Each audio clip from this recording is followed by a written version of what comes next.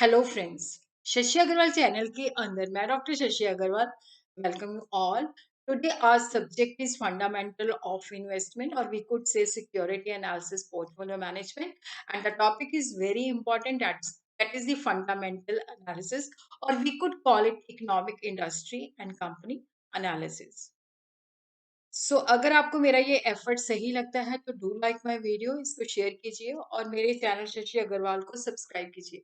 ये मेरी ऐप है, एडविसम ऐप है, जिसको आप गूगल प्ले स्टोर से बड़ी आसानी के साथ डाउनलोड कर सकते हो। ये जो ऐप है commerce, economics and management students को काफी सारा फ्री स्टडी मटेरियल और काफी सारे मॉक टेस्ट प्रोवाइड करती है। और उसी तरह फंडामेंटल ऑफ इन्वेस्टमेंट और सिक्योरिटी एनालिसिस पोर्टफोलियो मैनेजमेंट का स्ट्रक्चर कोर्स भी यहाँ पे अवेलेबल है। I will be sharing the link. तो सबसे पहले हम देखते हैं कि जो इन्वेस्टर्स हैं, जो कि इक्विटी शेयर परचेज करते हैं, उनके पीछे इक्विटी क्यों परचेज करने के पीछे क्या लॉजिक होता है। इक्विटी वो इस वजह से परचेज करते हैं क्योंकि वहां पे क्या होता है कि they could earn the capital profit. क्योंकि जो शेयर हमने मान लो 100 रुपीज में लिया है, हो सकता है कि वो फ्यू मंथ्स के अंदर 1000 का हो जाए। तो investor purchase equity share with the two basic objective to make a capital profit by selling it higher profit at the later stage. और सेकंड है कि to earn the dividend. Return from equity is not fix. जैसे हम debenture या loan देते हैं तो वहां पे हमें श्योरिटी होती है कि इंटरेस्ट मिलेगा ही मिलेगा। और यहाँ पे जो इक्विटी की रिटर्न है वो अनसर्टन होती है, फिक्स नहीं होती। और बहुत सारे फैक्टर उसको अफेक्ट करते हैं, economic, political and social factor. जो एक इन्वेस्टर है, जब वो इक्विटी के अंदर या सिक्योरिटीज के अंदर इन्वेस्ट करना चाहता है तो he should understand all these factors. और वो देखे कि जो शेयर जिनके अंदर वो इन्वेस्ट करने जा रहा है, क्या उसके वो दोनों ऑब्जेक्टिव पूरे होंगे, क्या उसको कैपिटल प्रॉफिट भी मिलेगा, साथ के साथ क्या वो डिविडेंड भी अर्न कर सकता है। So what are the approaches to the study security prices and valuation? There are two approaches, fundamental analysis. आज हम fundamental analysis के ऊपर ही फोकस करेंगे। यहाँ पे fundamental analysis के अंदर जो शेयर है कि आज मैं इस शेयर के अंदर इन्वेस्ट करने जा रहा हूँ, तो यहाँ पे उसकी वर्थ देखी जाती है, क्या हम इस शेयर के अंदर इन्वेस्ट कर सकते हैं। That is determine on the basis of expected earning. उसी तरह टेक्निकल एनालिसिस जो है, यहाँ पे हम देखते हैं कि जो शेयर मार्केट है उनकी प्राइस मूवमेंट जो है उसको स्टडी करते हैं। शेयर मार्केट की स्टडी करते हैं और उस पर्टिकुलर इंडिविजुअल शेयर जो हमने परचेज करना है उसकी भी हम जो है वो स्टडी करते हैं। तो यहाँ पे आज हमारा जो फोकस रहेगा फंडामेंटल एनालिसिस के अंदर। देखो, equity shares they have economic worth which is based on existing and expected earning capacity. कि जो इक्विटी शेयर जिसके अंदर हमने डिसीजन ले रहे हैं कि वी वांट टू इन्वेस्ट, तो हम देखते हैं कि क्या वो वर्थ डिसीजन है। और ये जो वर्थ है that is determine on the basis of उसकी प्रेजेंटली अर्निंग कैपेसिटी क्या है और फ्यूचर की अंदर अर्निंग कैपेसिटी क्या है। तो जो फंडामेंटलिस्ट होते हैं वो true value of the security जो है उसको फाइंड आउट करने की कोशिश करते हैं, ताकि इन्वेस्टर जो है ये डिसाइड कर सके कि इस शेयर को मुझे खरीदना है या नहीं खरीदना है, और ये उसकी करंट मार्केट प्राइस है उस पे मैं परचेज करूं कि ना करूं। तो यहाँ पे लॉजिकल एंड सिस्टमैटिक अप्रोच जो है अडॉप्ट की जाती है, ताकि हम उसकी शेयर से रिटर्न को एस्टिमेट कर सके और उसकी ट्रू वर्थ को आइडेंटिफाई कर सके। तो उसकी फेयर वैल्यू या ट्रू वैल्यू को जो हम डिटरमिन करते हैं that is known as a fundamental analysis. Basic philosophy क्या है, एक इन्वेस्टर, एक निवेशक जो एक रुपए जो है इन्वेस्ट करना चाहता है, कंपनी के शेयर परचेज करना चाहता है, तो वो देखेगा कि मैंने अगर 1 रुपया इसके अंदर लगाया है, मुझे भाई इससे एक्सपेक्टेड रिटर्न कितनी मिलेगी। और फ्यूचर एक्सपेक्टेड रिटर्न को जो है वो रिक्वायर्ड रेट ऑफ रिटर्न के ऊपर जो है डिस्काउंट करता है, ताकि उसको फेयर वैल्यू ऑफ शेयर की एस्टिमेशन पता हो चल सके। तो यहाँ पे जब वो फेयर वैल्यू ऑफ शेयर जो है कैलकुलेट करता है, तो उसको मार्केट वैल्यू के साथ वो उसको असेस करता है। और अगर फेयर वैल्यू जो है मार्केट प्राइस से ज्यादा है, तो इसका मतलब है कि शेयर की वर्थ ज्यादा है, मार्केट प्राइस कम है, ये शेयर अंडर वैल्यूड है। और यहाँ पे ये चीज उसको सिग्नल दे देती है कि भाई तू इन्वेस्ट कर दे, शेयर परचेज कर ले। बट अगर क्या है कि फेयर वैल्यू जो है मार्केट प्राइस से कम है, तो इसका मतलब है कि शेयर जो है ओवर प्राइस्ड है। और यहाँ पे अगर उसके पास वो शेयर है तो उसको जल्दी से जल्दी सेल कर देना चाहिए।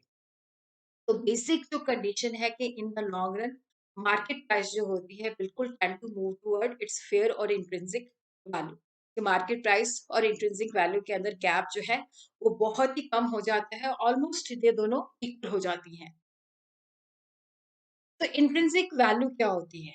देखो, इंट्रिंसिक वैल्यू का जो नैरो व्यू है, तो यहाँ पे बेसिकली क्या होता है कि जो investment value of the security जो है, जितनी भी फ्यूचर कैश पेमेंट सिक्योरिटी के अंदर हमने करनी है, उसकी हम प्रेजेंट वैल्यू कैलकुलेट करते हैं, कैश फॉर्म जो हमने रिसीव करनी है।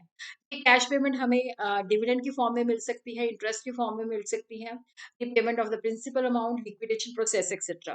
तो यहाँ पे क्या होता है कि जो इंट्रिंसिक वैल्यू, जो ट्रू वैल्यू है शेयर की, वो हमें ये सारे मेजर फैक्टर्स लेके हम उसको कंसिडर करते हैं कि कंपनी की अर्निंग कैपेसिटी क्या है, ग्रोथ रेट क्या है, कंपनी के ऊपर रिस्क कितना है, और ये जो फैक्टर है वो डिपेंड करते हैं इकोनॉमिक इन्वायरमेंट के ऊपर, और जो इंडस्ट्री जिसको हम, जिस कंपनी के हमने शेयर खरीदने हैं, वो किस इंडस्ट्री को बिलोंग करती है।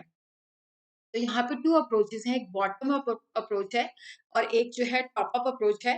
तो यहाँ पे टॉप डाउन अप्रोच है। स्मॉल इन्वेस्टर जो होते हैं, क्योंकि उनको इतनी नॉलेज नहीं होती, तो वो नैरो अप्रोच जो है अडॉप्ट करते हैं। वो जिस कंपनी के शेयर वो खरीदना चाहते हैं, तो वो उस कंपनी के बारे में इन्फॉर्मेशन कलेक्ट करते हैं। उस कंपनी की अर्निंग कैपेसिटी क्या है, कॉम्पिटिटिव पोज़ीशन क्या है, मार्केट शेयर क्या है, न्यू प्रोडक्ट लाइन्स क्या हैं। और उसी तरह फाइनेंशियल एनालिसिस करते हैं, वहाँ से उसके लॉन्ग टर्म ग्रोथ प्रोस्पेक्ट के बारे में इंफॉर्मेशन लेते हैं, कितना एक्सपेक्टेड अर्निंग फ्यूचर के अंदर है।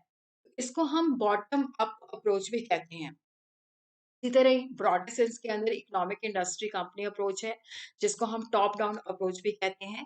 तो यहाँ पे क्या है कि पहले इकोनॉमी को स्टडी किया जाता है, फिर उसके बाद इंडस्ट्री को, फिर उसके बाद कंपनी को देखा जाता है।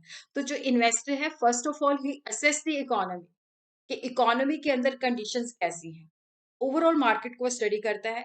फिर उसके बाद जिस इंडस्ट्री के अंदर उसने इन्वेस्ट करना है, उस स्पेसिफिक इंडस्ट्री को वो आइडेंटिफाई करके उसके बारे में इंफॉर्मेशन प्राप्त करता है, स्टडी करता है। फिर अगर वो सैटिस्फाइड हो जाता है, अगर उसको सिग्नल पॉजिटिव मिलते हैं, तो वो स्पेसिफिक कंपनी जो है उसका एनालिसिस करता है।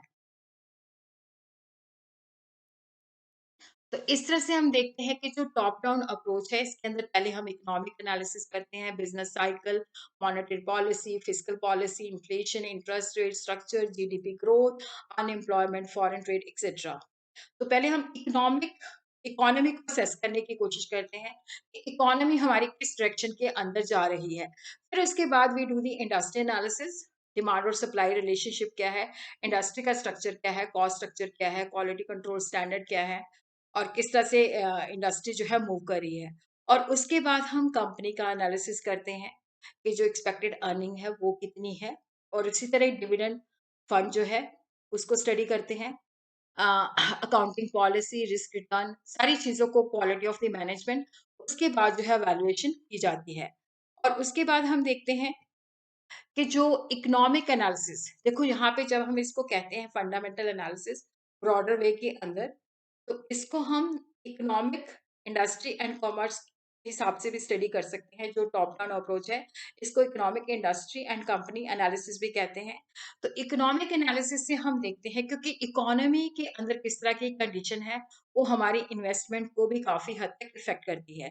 अगर इकोनॉमी के अंदर तेजी के साथ ग्रो हो रही है, तो इट मीन्स इंडस्ट्री भी ग्रो करेगी।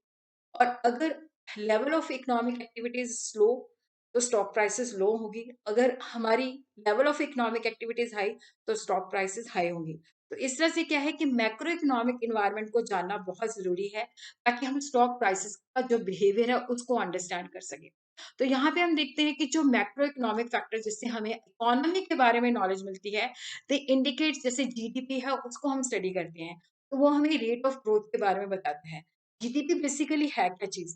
कि जितनी भी एक पर्टिकुलर पीरियड के अंदर, जो कि 1 साल का होता है, उसके अंदर जितने भी गुड्स एंड सर्विसेज़ हम प्रोड्यूस करते हैं, उसकी मार्केट वैल्यू कितनी है? और यहाँ पे हम जितनी भी फाइनल गुड्स एंड सर्विसेज़ एक पर्टिकुलर पीरियड के अंदर प्रोड्यूस करते हैं, उसको हम ऐड कर दें, तो वो हमारी जीडीपी होती है। और जीडीपी जो है एक इम्पॉर्टेंट मेजर है, जिससे हमें पता चलता है कि ट्रेंड इंक्रीजिंग है, डिक्रीजिंग है, जीडीपी की ग्रोथ हो रही है या नहीं हो रही है। तो जीडीपी से हम क्या है कि एप्रोप्रिएट मेजर है, जिससे हम इकोनॉमिक ग्रोथ को मेजर करते हैं। और उसी तरह जीडीपी जो है हमें इकोनॉमी की परफॉर्मेंस भी उस पीरियड के बारे में बताता है। अगर इंक्रीजिंग ट्रेंड है, it means economy is expanding, more opportunity, more industry, तो डेफिनेटली तो इन्वेस्टर को पता चल जाता है कि economic condition that is very good. और उसी तरह gross national product and net national product भी दो अदर मेजर है जिससे हमें इकोनॉमिक एक्टिविटी के बारे में पता चलता है। उसी तरह बिजनेस साइकिल, ये साइक्लिकल मूवमेंट्स होती हैं। तो यहाँ पे क्या होता है कि जो इकोनॉमी है वो प्रॉस्पेरिटी की तरफ जाती है, that passes through different phases. Depression जो है सबसे लोएस्ट होता है जिसके अंदर क्या होता है कि अनएम्प्लॉयमेंट हाई लेवल पे होती है। धीरे धीरे इकोनॉमी रिकवरी में आती है तो जिसमें हमारा आउटपुट और एम्प्लॉयमेंट भी बढ़ती है। बूम है तो जिसके अंदर सब कुछ ग्रो करता है। रिसेशन है तो सब कुछ डाउन होता है। तो हमारी इकोनॉमी किस साइकिल से पास करी है, तो उस साइकिल से जब हम पास करते हैं, उस हमारी इकोनॉमी उस साइकिल से पास करी है तो हमें इंडिकेशन मिलती है कि एम्प्लॉयमेंट लेवल कितना है, लोगों की इनकम का लेवल कितना है, आउटपुट का लेवल कितना है। और उसी तरह इन्फ्लेशन का मतलब होता है कि जनरल इंक्रीजिंग ट्रेंड इन प्राइसेस। इन्फ्लेशनरी जो प्रेशर होते हैं वो हमारी परचेजिंग पावर को भी इफेक्ट करते हैं क्योंकि इन्फ्लेशन की वजह से हमारी परचेजिंग पावर कम हो जाती है जिसकी वजह से परफॉर्मेंस और प्रॉफिटेबिलिटी भी इम्पैक्ट होती है। इन्फ्लेशन को हम मेजर कर सकते हैं होलसेल प्राइस इंडेक्स और कंज्यूमर प्राइस इंडेक्स से। हाई इन्फ्लेशन है तो इट मींस के इंडिकेशन फॉर स्लो ग्रोथ। अगर लो इन्फ्लेशन रेट है तो पॉजिटिव साइन है कि इकोनॉमी ग्रो करेगी। उसी तरह सेविंग एंड इन्वेस्टमेंट, जैसे-जैसे देखो ग्रोथ, इकोनॉमी की ग्रोथ है तो उसके अंदर इन्वेस्टमेंट चाहिए होती है और इन्वेस्टमेंट डिपेंड करती है कि कितनी सेविंग है। तो जो लोगों का सेविंग और इन्वेस्टमेंट पैटर्न है वो भी जो है शेयर मार्केट को काफ़ी हद तक इफ़ेक्ट करता है। और उसी तरह इंटरेस्ट रेट जो है वो भी कॉस्ट ऑफ फाइनेंस को इफ़ेक्ट करते हैं। अगर इंटरेस्ट रेट कम हो रहा है तो इट मीन्स के लो कॉस्ट है और अगर इंटरेस्ट रेट इंक्रीज़ हो रहा है तो हायर कॉस्ट है। उसी तरह क्या है कि जब हमने इंडस्ट्री ने सेटअप होना है तो उसने फंड्स कितनी जल्दी अवेलेबल है, क्योंकि अगर फंड जल्दी अवेलेबल है तो हम स्पेकुलेशन भी कर सकते हैं जिसकी वजह से मार्केट प्राइस शेयर की जंप भी कर सकती है। उसी तरह money policy, money supply and liquidity. Liquidity in the economy depend upon the money supply जिसको कि आरबीआई जो है कंट्रोल करती है। आरबीआई बहुत सारी मेयर अडॉप्ट करता है जैसे डियर मनी पॉलिसी है, चीप मनी पॉलिसी है, जिसके द्वारा वो मनी सप्लाई को रेगुलेट करता है। बहुत सारे क्वालिटेटिव और क्वांटिटेटिव मेयर्स होते हैं जिनके द्वारा मनी सप्लाई को रेगुलेट किया जाता है। और उसी तरह जो कैपेसिटी टू रेज फंड्स के जो हमने मार्केट से फंड रेज करने हैं तो वो लोगों की लिक्विडिटी पोजीशन कितनी स्ट्रांग है उससे भी काफी इफेक्ट होती है। Budget provides an elaborate account of the government revenue and expenditure. Deficit budget है तो जिसके अंदर क्या है कि हाई रेट ऑफ इन्फ्लेशन होगा, कॉस्ट ऑफ प्रोडक्शन को एडवर्सली इफेक्ट करेगा। सरप्लस बजट जो है डिफ्लेशन, बैलेंस बजट जो होता है स्टॉक प्राइसेस के लिए ज्यादा फेवरेबल होता है। उसी तरह इकोनॉमी के अंदर टैक्स स्ट्रक्चर किस तरह का है, अगर हाई टैक्स है तो उससे क्या होगा कि कंपनीज की जो इनकम है उसके ऊपर ज्यादा टैक्स लगेगा। इस तरह से जो टैक्स स्ट्रक्चर है वो भी हमें बताते हैं कि इकोनॉमी के अंदर किस तरह की कंडीशंस हैं। बैलेंस ऑफ पेमेंट है कि जिसके अंदर हम देखते हैं कि हमारा रुपी स्ट्रांग है कि वीक है। अगर डेफिसिट इंक्रीज होता है तो रुपये की वैल्यू कम होती जाएगी। और उसी तरह जो इंडस्ट्री इंपोर्ट और एक्सपोर्ट करती है वो भी इसके द्वारा प्रभावित होती हैं। और उसी तरह अच्छा मानसून है, अच्छी फसल है तो बहुत ज्यादा चीजों की डिमांड होगी और स्टॉक मार्केट के अंदर बूम आएगा। इंफ्रास्ट्रक्चर फैसिलिटी अगर स्ट्रांग है तो उससे भी इकोनॉमी के अंदर काफी सारी प्रॉस्पेरिटी आएगी। डेमोग्राफिक फैक्टर के अंदर हम देखते हैं कि जैसे पॉपुलेशन जो है उसको हम क्लासिफाई करते हैं एज के, पॉपुलेशन की कंपोजिशन ये है। पॉपुलेशन के अंदर लोग इस तरह के ऑक्यूपेशन के अंदर इंगेज हैं, लिटरेसी रेट ये है, ज्योग्राफिकल लोकेशन क्या है। तो जिसके बेसिस पे हम कंज्यूमर गुड्स की डिमांड की फोरकास्टिंग कर सकते हैं। तो पॉपुलेशन बाय एज हमें ये भी बताता है कि कितनी वर्किंग पॉपुलेशन है। उसी तरह इकोनॉमिक फोरकास्टिंग, अब देखो फंडामेंटल एनालिसिस पहले इकोनॉमी का एनालिसिस करता है जो कि इकोनॉमी की हिस्टोरिकल परफॉर्मेंस के साथ जुड़ा होता है। तो क्योंकि इकोनॉमी की जब हम परफॉर्मेंस को जज कर सकते हैं उसके बेसिस पे हम इंडस्ट्री और कंपनी की परफॉर्मेंस देख सकते हैं। जो एक सिक्योरिटी एनालिस्ट है वो जीडीपी का फोरकास्ट करेगा जो कि नेशनल इनकम को बताती है। तो अब हमारे पास कहाँ-कहाँ से इन्फॉर्मेशन आएगी? Reserve bank of India monthly bulletin, reserve bank of India annual reports. तो दीज़ आर द सोर्सेज़ जहाँ पे हम इकोनॉमी के बारे में इन्फॉर्मेशन कलेक्ट कर सकते हैं। RBI report on currency and finance, different issue, statistics on Indian economy, centre for monitoring of Indian economy, monthly review and annual reports, economic survey, government of India, different issues, RBI report on trend and progress of banking in India and different issues. तो ये website है जहाँ से हम RBI के बारे में सारी, मतलब जो भी रिपोर्ट्स हमें चाहिए, जो भी इकोनॉमी के बारे में इंफॉर्मेशन चाहिए, वहां से ले सकते हैं। उसी तरह public enterprise survey done by the government of India. तो यहाँ पे ये थे सोर्सेज जहाँ से हम जो है डाटा कलेक्ट करते हैं, जिसके बेसिस पे इकोनॉमी के बारे में जो है फोरकास्टिंग करते हैं। तो मैक्रो इकोनॉमिक एनवायरनमेंट को स्टडी किया जाता है। इकोनॉमिक एक्टिविटी जो है हमारे प्रॉफिट, इन्वेस्टर का एटीट्यूड और शेयर प्राइसेस को भी इफेक्ट करती है। उसी तरह technique which are use for economic forecasting, economic indicators है, डिफ्यूजन इंडेक्स है, इकोनॉमिक मॉडल बिल्डिंग है, और इसी तरह सर्वे करके इंफॉर्मेशन भी कलेक्ट की जा सकती है। इकोनॉमिक इंडिकेटर जो है, जो प्रेजेंट स्टेटस को बताते हैं, हमारी इकोनॉमी तेजी के साथ चल रही है या स्लो डाउन है। तो ये जो इकोनॉमिक इंडिकेटर्स हैं, लीडिंग है, को इंसिडेंशियल है, लैगिंग इंडेक्स है। ये इंडिकेटर जो है सेलेक्ट किए जाते हैं economic significance, statistical adequacy, timing and conformity के बेसिस पे। लीडिंग इंडिकेटर जो है हमें बताते हैं कि इकोनॉमी के अंदर what is going to happen. Leading indicators वो इंडिकेटर्स होते हैं जो कि हाईएस्ट लेवल पे पहुंच जाते हैं या लोएस्ट लेवल पे होते हैं टोटल इकोनॉमिक एक्टिविटी होने से पहले।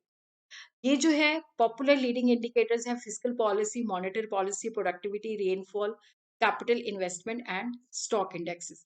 लैगिंग इंडिकेटर्स वो होते हैं कि जब इकोनॉमी के अंदर मूवमेंट शुरू हो जाती है, उसके बाद जो है ये हमें जो है बताते हैं कि जब इकोनॉमी के अंदर एक्टिविटी चल चुकी है, इकोनॉमी किस डायरेक्शन के अंदर मूव कर रही है, तो ये lagging indicator are those which show turning after the economy has already taken the turn. Industrial loan outstanding कितना है, average duration of the employment कितनी है, एवरेज प्राइम लेंडिंग रेट्स क्या है, average ratio of the inventory कितना है, ratio of the consumer credit outstanding to the personal income कितना है। तो ये हमें तब इंफॉर्मेशन देते हैं। Coincidental and the lagging indicators. Coincidental जो है कि व्हाट द इकोनॉमीज आर, जैसे gross national product, industrial production, interest rate and reserve fund. और उसी तरह लीडिंग और जो कोइंसिडेंशियल इंडिकेटर्स के अंदर चेंजेस होती है, वो लैगिंग इंडिकेटर के अंदर रिफ्लेक्ट होती है, जो कि आइडेंटिफाई करते हैं unemployment rate, consumer price index.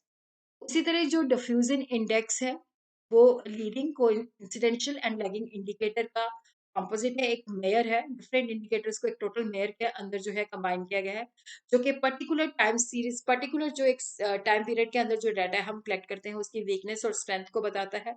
ये national bureau of economic research के द्वारा कंस्ट्रक्ट किया जाता है। तो यहाँ पे ये हमें बताता है कि जो कंपोनेंट की परसेंटेज जो है स्पेसिफाइड पीरियड के अंदर कितनी चेंजेस उसके अंदर हुई है, और ये बिजनेस साइकिल को आइडेंटिफाई करता है, और बिजनेस साइकिल की पीक और जो लोएस्ट पॉइंट है उसको बताता है।